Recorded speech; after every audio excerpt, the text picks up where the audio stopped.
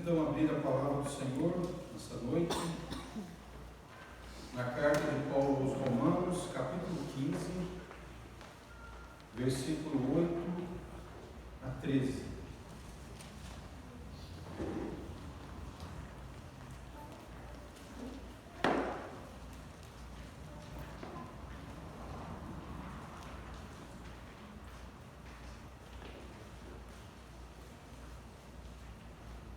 Romanos capítulo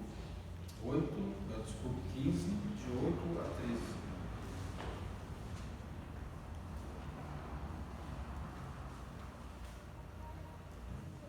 Primeira ceia do Senhor do ano, queremos fazer algumas considerações bíblicas sobre este momento,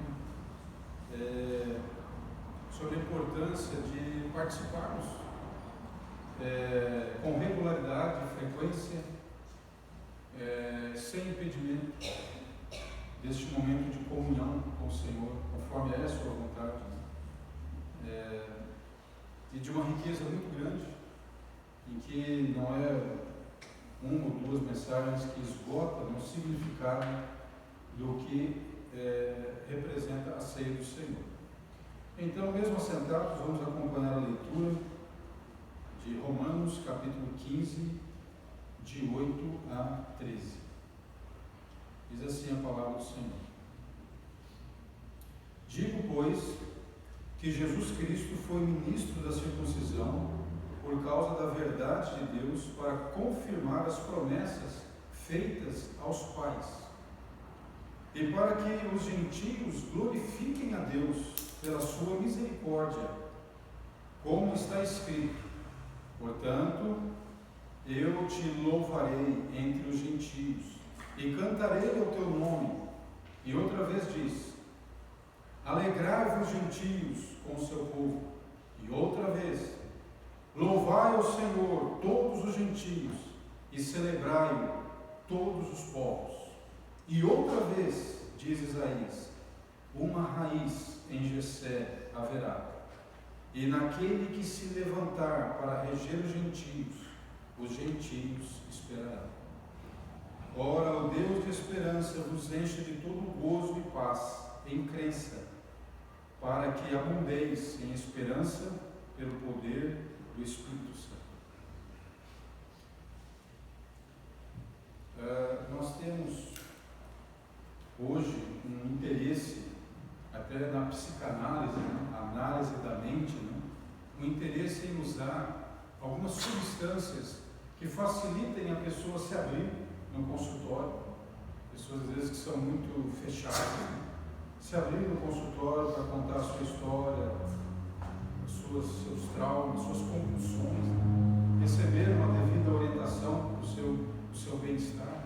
Então, hoje tem algumas pesquisas trazendo de volta, por exemplo, o uso do LSD na década de 60 e 70, entusiasmou muitas pessoas, inclusive professores, mas levou jovens à morte, ao vício. Textos que falavam bem sobre essa substância, depois, pensando um pouco melhor, disseram: é algo perigoso. Nós não sabemos até onde isso aí pode trazer à tona coisas indesejáveis. A gente tem também aqui no Brasil aquele Santo Daime, que faz uso ali da ayahuasca, um chá alucinógeno, onde as pessoas procuram reavivar ou trazer de volta um costume antigo. Os egípcios já usavam substâncias também com a intenção de produzir um êxtase, uma conexão com o mundo espiritual. Nós não recebemos nada disso do Senhor Jesus. Não encontramos no Novo Testamento um relato falando de experiência de êxtase como algo comum que Deus usa para a nossa edificação. Mesmo a ceia do Senhor, que originalmente se usava o vinho, o apóstolo Paulo, ele severamente condena a embriaguez.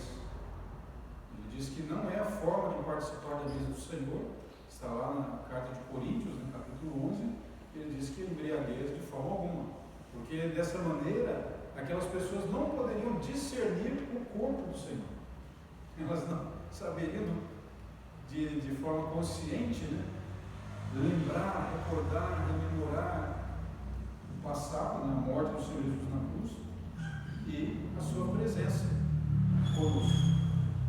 Então, em momento algum, o Senhor, mesmo no culto no tabernáculo ou no culto no templo, fez uso de substâncias alucinógenas. O incenso não tinha nada disso, era um perfume. O óleo para acender o menorá também era perfumado, mas não tinha nada desse aspecto, né? Então, esse é um assunto interessante, que hoje a humanidade, desejando se libertar, né, um pouco das suas angústias, né, ela tem buscado esses meios, né? Quando nós lemos a palavra de Deus, vou pedir para você abrir aí Gênesis, lá no capítulo 14, vamos recordar uma das primeiras referências à sacralidade dessa refeição, né, o chamado Kiddush no hebraico, né? É uma refeição sagrada. Gênesis 14, o versículo 18, diz assim, né? E Melquisedeque, rei de Salém, trouxe pão e vinho, e era este sacerdote do Deus Altíssimo. E abençoou e disse: bendito seja Abraão pelo Deus Altíssimo, o possuidor dos céus e da terra. E bendito seja o Deus Altíssimo, que entregou os teus inimigos nas tuas mãos. E Abraão deu-lhe o dízimo de tudo. Então esse texto mostra para nós, né, o pão e o vinho, que estava presente lá no início dos tempos, quando a civilização humana estava se formando, o seu entendimento religioso, a sua organização política, militar, social. Lá estava esta ideia de uma refeição solene diante de Deus. Melquisedeque e Abraão estão comendo pão e bebendo vinho. Não é uma refeição comum, é uma refeição diante de Deus, por isso ele invoca a bênção de Deus. Vamos abrir lá no livro do Êxodo, né? Segundo livro da Bíblia, no capítulo 18.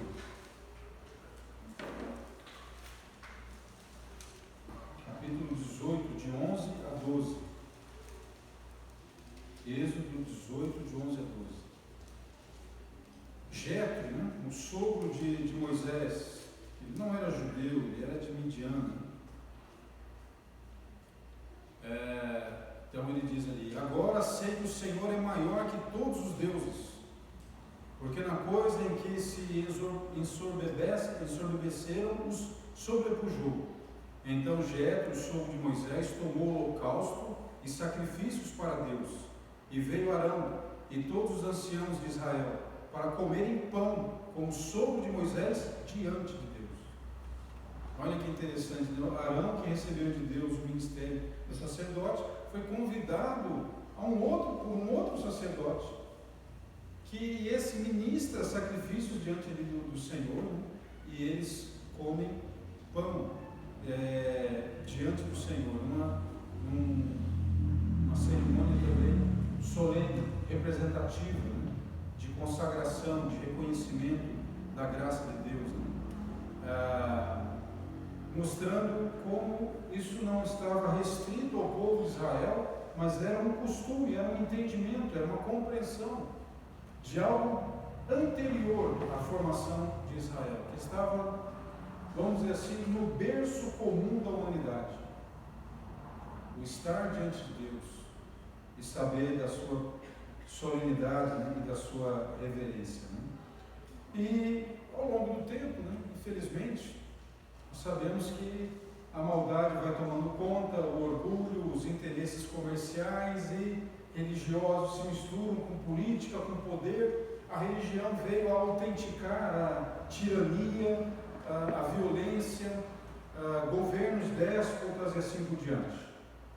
E foi se perdendo o significado dessa alegria de se ter uma refeição solene, representativa, né, significativa, memorial diante de Deus, né?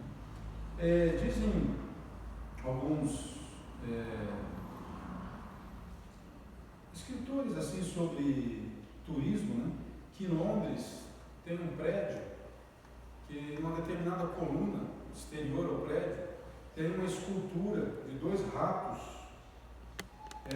disputando um pedaço de queijo. Então, a coluna exterior ali daquele prédio, essa escultura pequena de 2 ratos, né, disputando um pedaço de queijo. Né? E dizem que essa pequena escultura discreta naquele prédio, o prédio foi construído em 1861 e em 1862, ele está ali justamente por um acontecimento trágico na construção daquele prédio.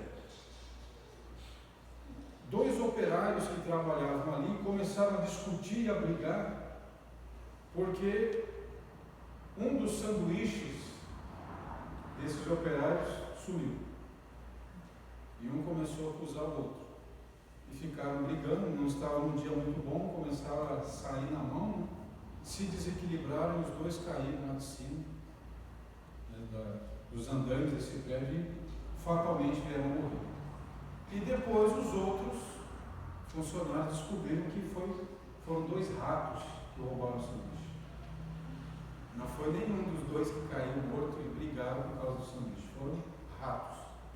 E então o dono do prédio pediu que colocasse ali para recordar, né? Às vezes a insensatez, a questão da briga, da raiva, né? Me lembra um livro, né, que fala que o título é Quem Mexeu no Meu Queijo? Né? Mas muitas pessoas colocam, né, como lembrança algo trágico, algo que talvez deveria ser esquecido, mas as pessoas percebem, não, mas há uma lição importante aqui. E por isso nós temos muitos monumentos, né, em vários lugares, em vários países, que lembram guerras, lembram vitórias, lembram pessoas muito queridas e coisas assim por diante. Coisas visíveis, coisas que a gente pode ver, pode tocar.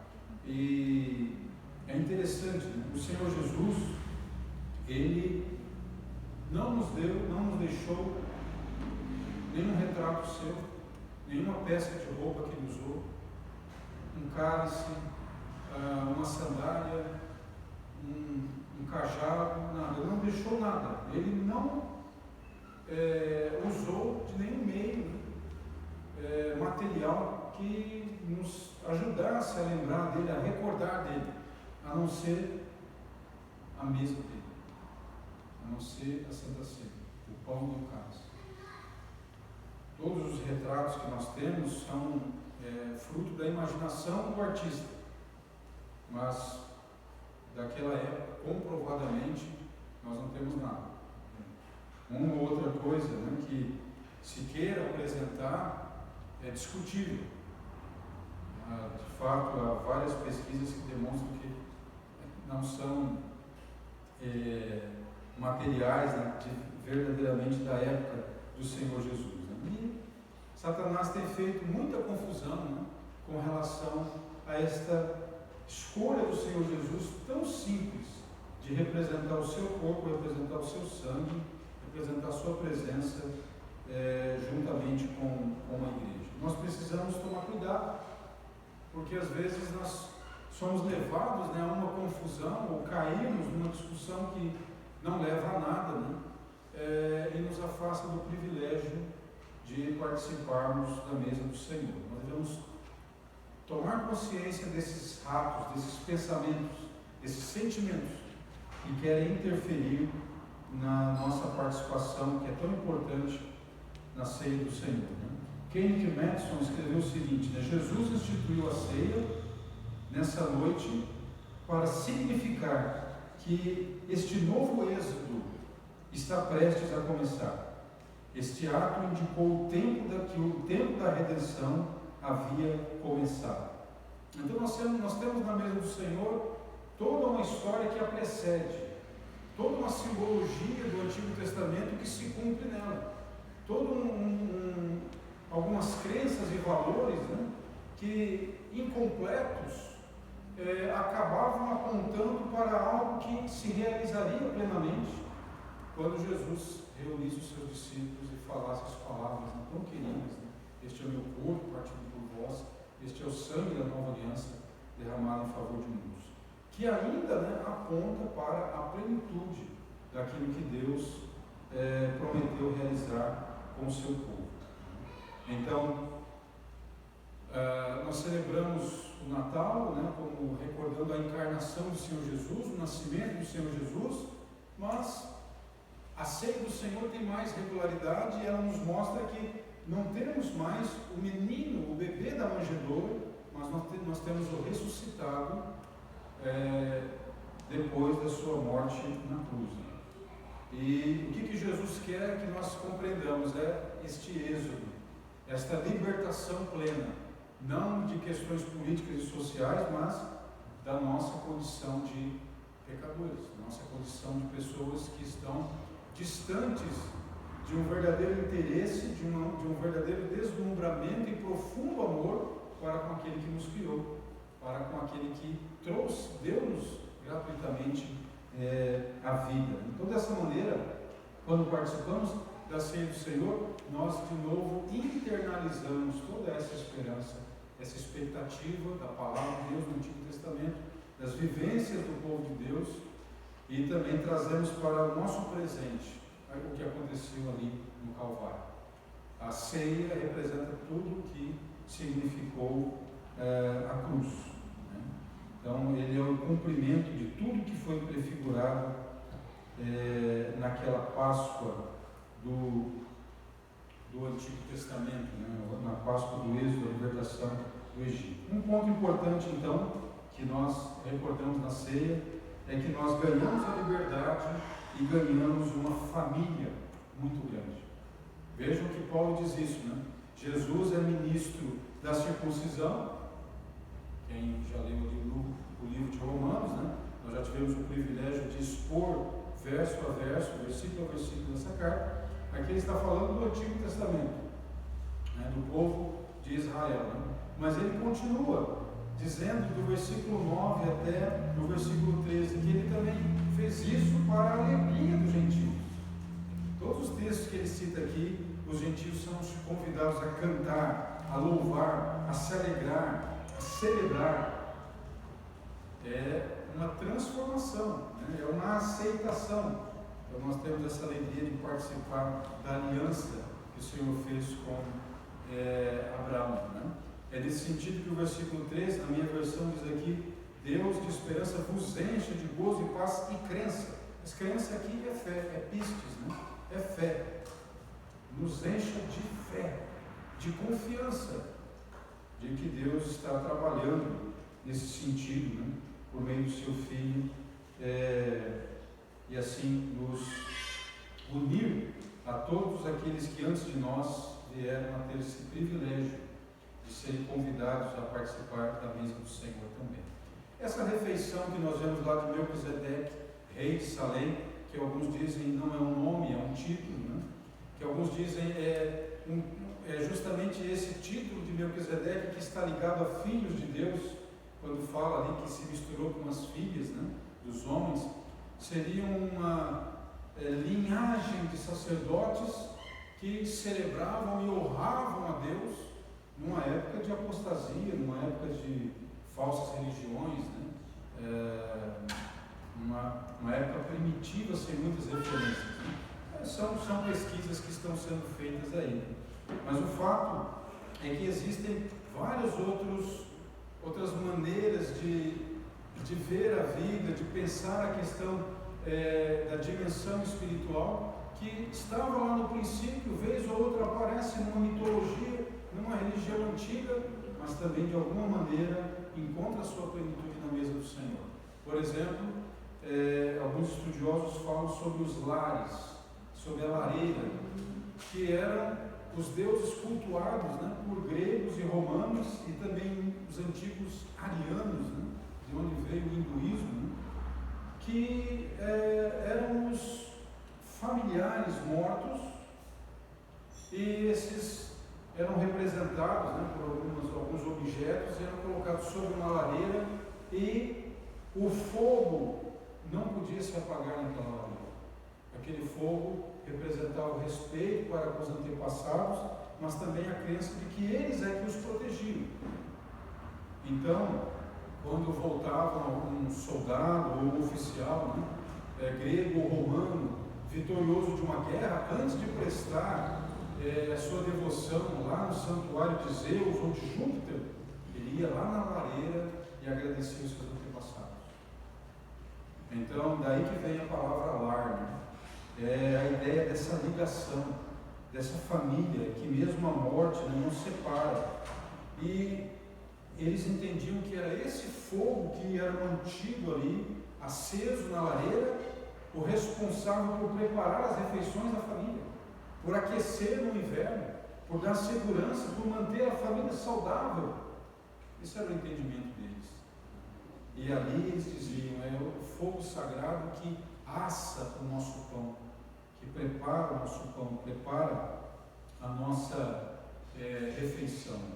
E alguns estudiosos entendem que o que mantinham esses povos unidos não era tanto a política nem o poder militar, mas era justamente esse respeito ao lar, esse respeito ao fogo sagrado, à refeição. Eles acreditavam que uma das suas obrigações e responsabilidades era oferecer alimentos a esses antepassados, esses familiares que estavam mortos. Geralmente eles eram enterrados perto de casa.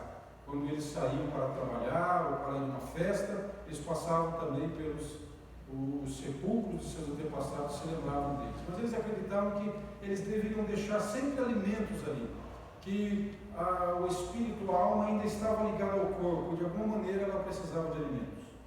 É uma coisa interessante porque todas as religiões falam isso, né? Os adoradores deveriam oferecer alimento, oferendas para os seus deuses. Por que nós vemos na ceia?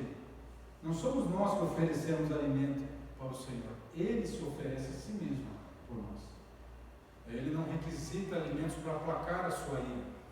Ele oferece meios para que os seus filhos, as suas filhas tenham dele, tenham graça, tenham sabedoria, sejam nutridos pela sua vida, pelo seu amor.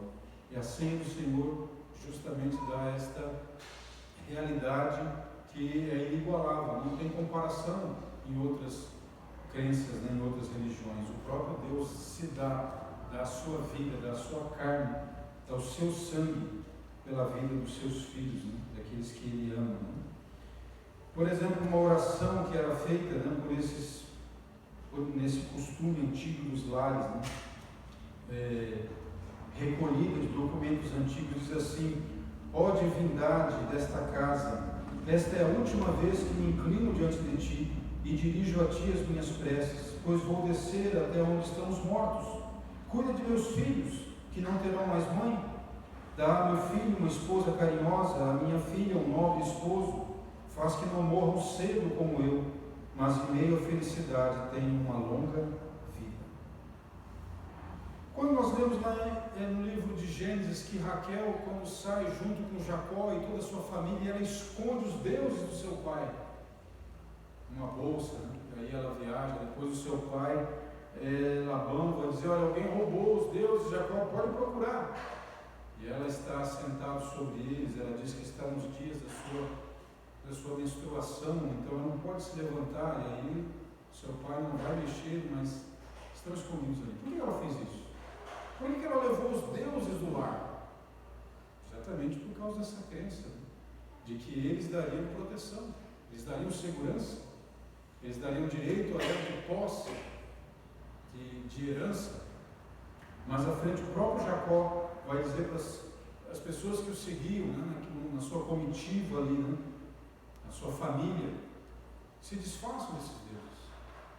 Vamos de agora em diante confiar que Jeová, que Yahvé, que o Deus, o Senhor dos Senhores, né, Adonai, Ele vai providenciar a proteção. Ele vai providenciar o sustento, Ele vai providenciar o pão, Ele vai providenciar o fogo, Ele vai providenciar a segurança, o nosso lar. Então, você vai vendo, né, esses costumes, essas carências, essas expectativas que estavam lá nesse berço comum da humanidade, nesse sentimento do ser humano. mas que as religiões não podiam cumprir plenamente. Mas em Jesus nós encontramos, né, essa graça e essa misericórdia. Outro ponto importante que nós podemos considerar, né, é que na ceia do Senhor nós encontramos a restauração e o convite para servir. Veja que quando o Senhor Jesus, segundo o apóstolo João, ministra a última ceia, ele toma a função mais humilde e simples que tinha, que era do escravo lavar os pés. Então ele se cinge de uma toalha, pega uma bacia e vai lavar os pés dos seus discípulos. Isso era muito humilhante. Nenhum discípulo queria fazer isso. Isso era para os escravos mais simples, né? Mas Jesus, que havia descido da sua glória e nascido numa manjedoura, ele poderia ter nascido como um homem rico, ele poderia ter nascido entre uma família nobre, mas ele desceu do seu trono e foi para uma manjedoura, uma família simples e pobre, e cada vez descendo mais, né? Convivendo com pessoas incultas, e agora na sua despedida, na sua última noite, ele desceu mais ainda e se comportou como um escravo mais simples de uma casa, lavando os pés dos seus discípulos. E ele disse: assim como eu estou fazendo, façam também. Então a ceia do Senhor também é para nós um encorajamento, uma restauração do nosso chamado. Nós somos chamados para servir a Deus, mesmo nos papéis mais simples, nas condições mais simples. Às vezes nós temos pessoas que, infelizmente, né, usam a palavra de Deus, usam a igreja, usam o ambiente religioso para ostentação, para exibição. Mas o Senhor diz que qualquer um que faça alguma coisa para ser visto pelos homens, perdeu o seu tempo. Perdeu o seu tempo. Para Deus não vale nada.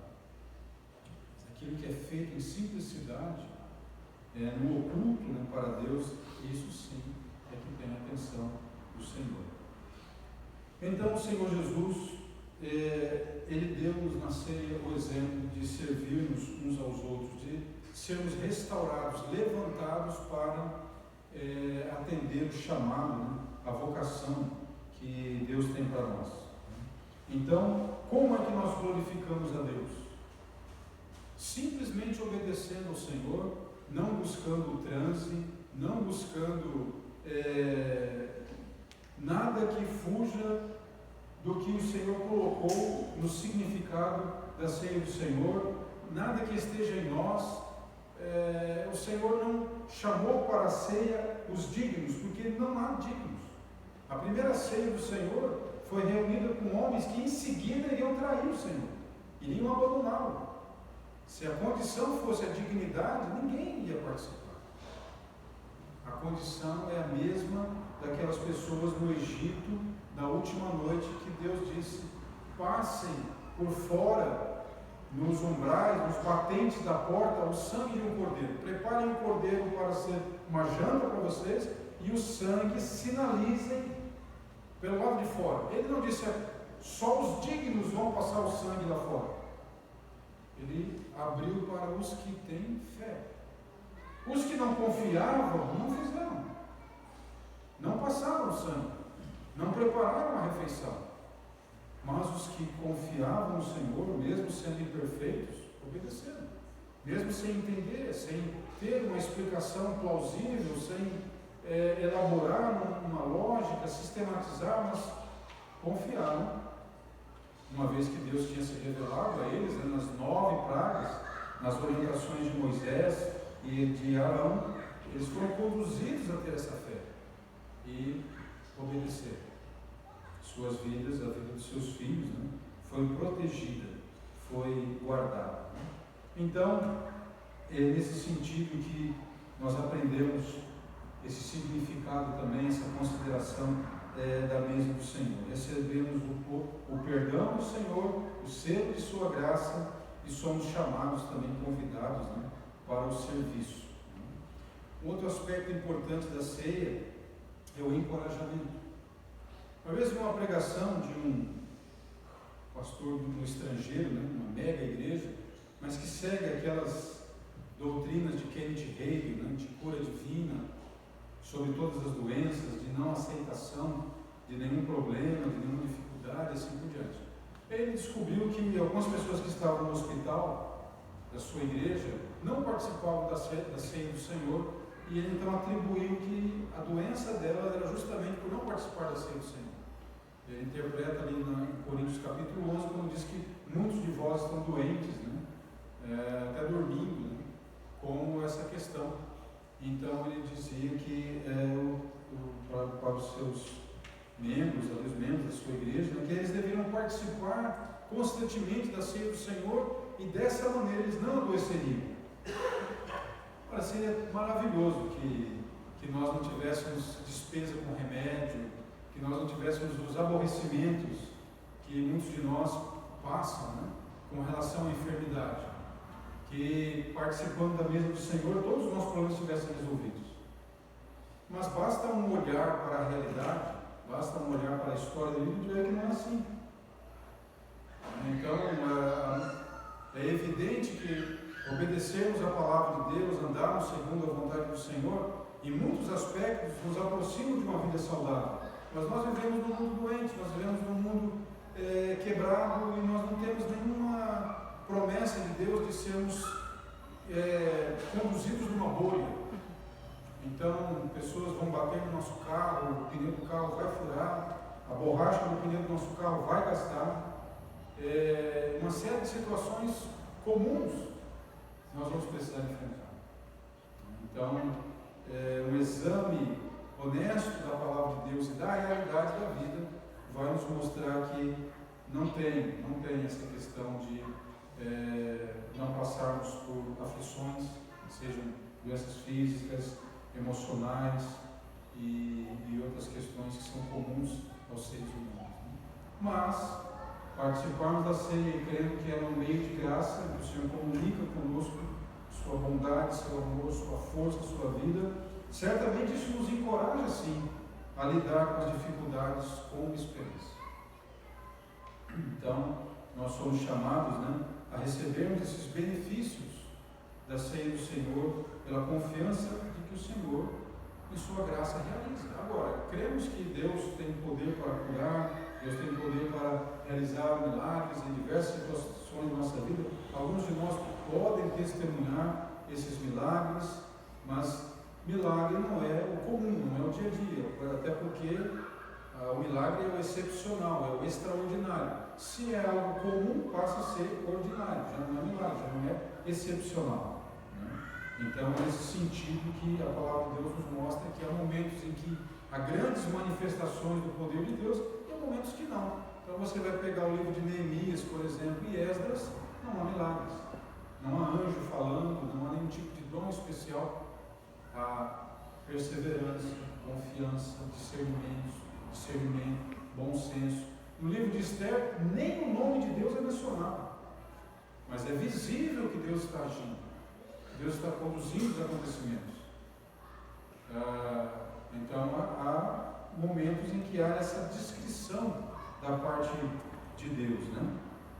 Nós somos chamados a confiar de que Ele vai agir da maneira que melhor entende e com proveito para nós e para o seu povo. Quando nós lembramos daquela história que o Evangelho conta da mulher que tem aquele problema de hemorragia, né? E segundo as leis rituais do Antigo Testamento, uma pessoa com esse tipo de problema ela não pode participar do culto, ela não poderia, as pessoas não poderiam tocar nela, ela não poderia estar junto com as pessoas em adoração, ela precisaria ficar afastada.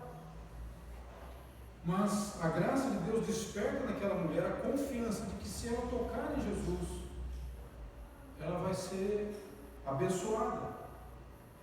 Ela não está preocupada que a multidão descubra, porque se a multidão descobrisse que ela estava ali, todo mundo já ia se afastar, alguém já ia começar a jogar coisas nela para ela se afastar, porque quem tocasse nela ia estar ritualmente impuro e teria que ter despesas com sacrifícios conforme a lei para novamente se tornar puro. Teria que guardar alguns dias e se afastar do seu trabalho, das suas responsabilidades. Quem queria isso? Quem queria interromper a sua agenda? Quem queria ter despesas, né, de purificação? Então, se ela falasse alguma coisa ali, o pessoal já ia cair matando em cima dela. Mas ela não estava preocupada com isso, ela estava preocupada em chegar até Jesus. E aquelas pessoas resvalando no Senhor, até que ela toca e o Senhor dá a ela o que ela buscava. E o Senhor diz, né, para trazer ali uma lição para todos que estavam ali. Quem me tocou? Quem me tocou? É a mesma coisa em relação a ser o Senhor.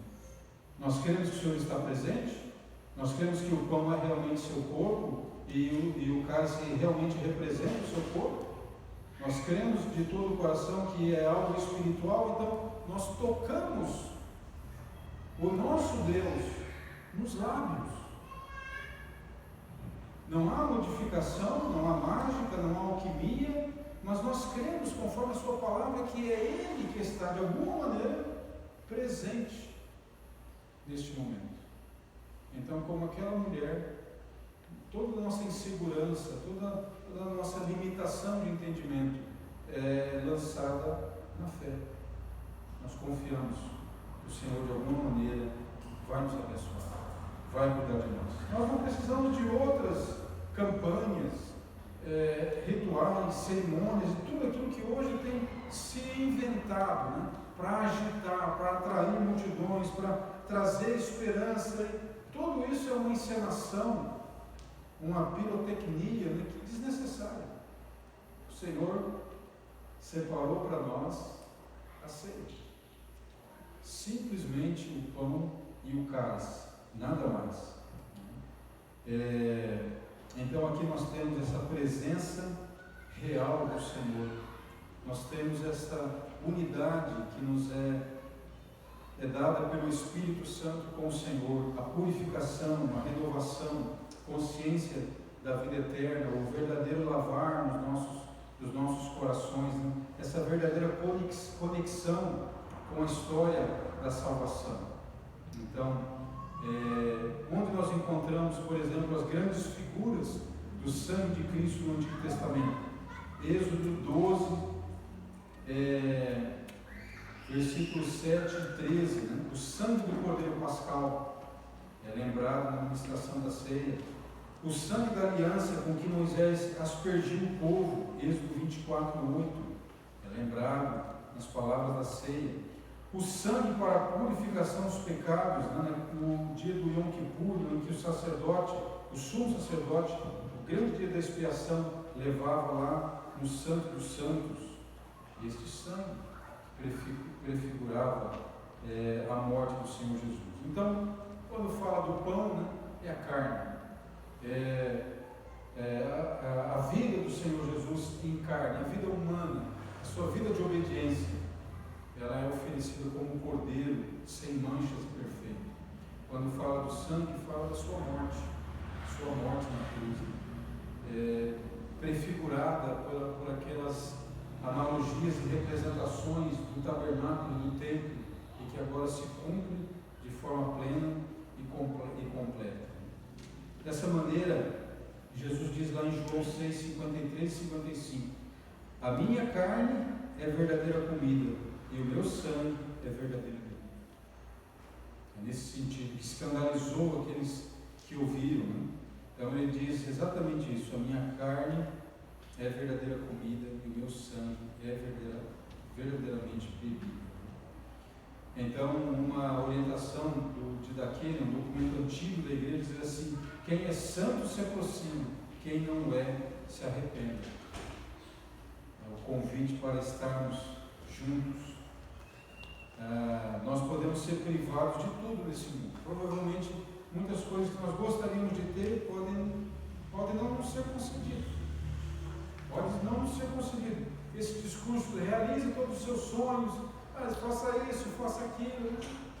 Essa conversa é igual aquela propaganda, tem uma propaganda do banco, que a moça fala assim: olha, aqui você é recebido com um cafezinho, aqui você é recebido sempre com um sorriso, sempre um bate-papo.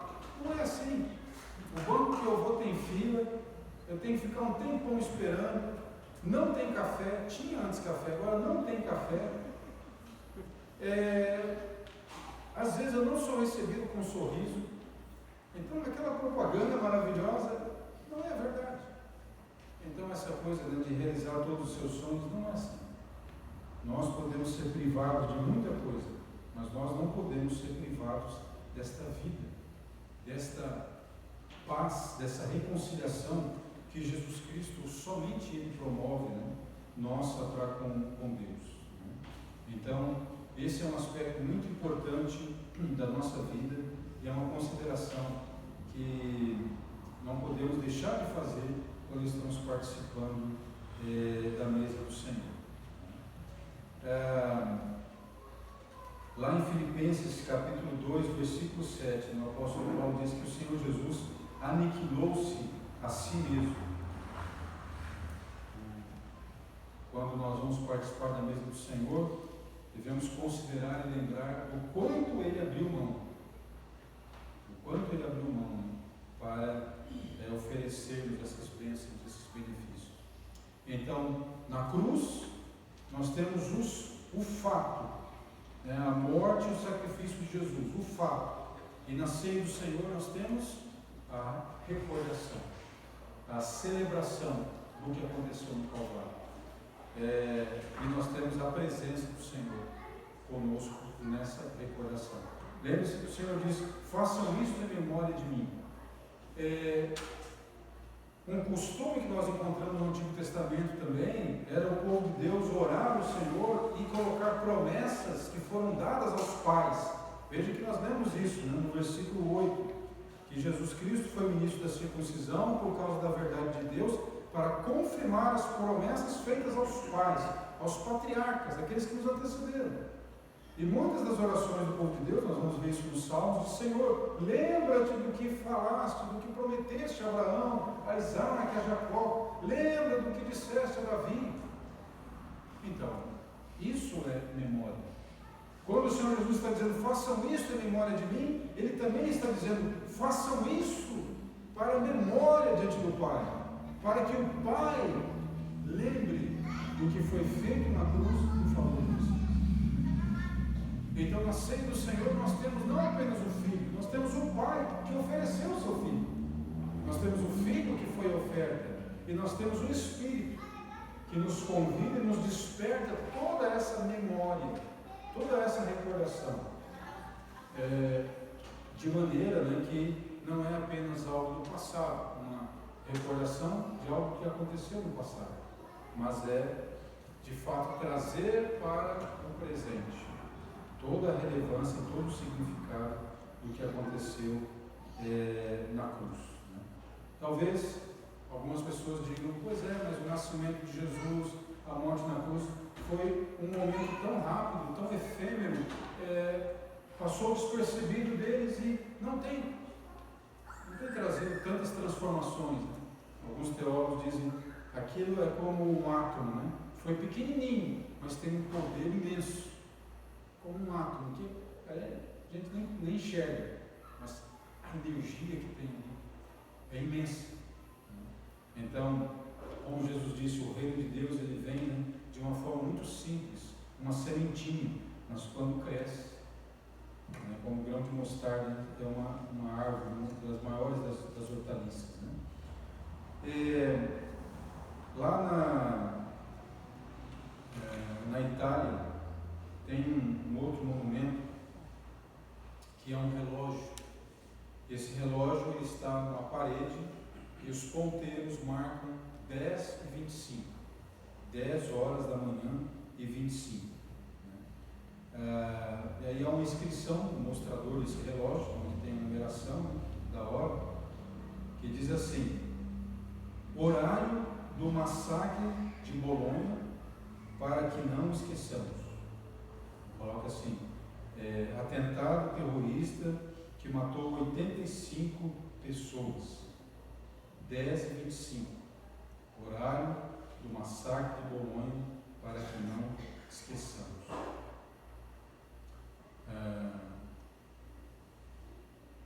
Nós também recebemos esta orientação do Senhor para que nós não esqueçamos.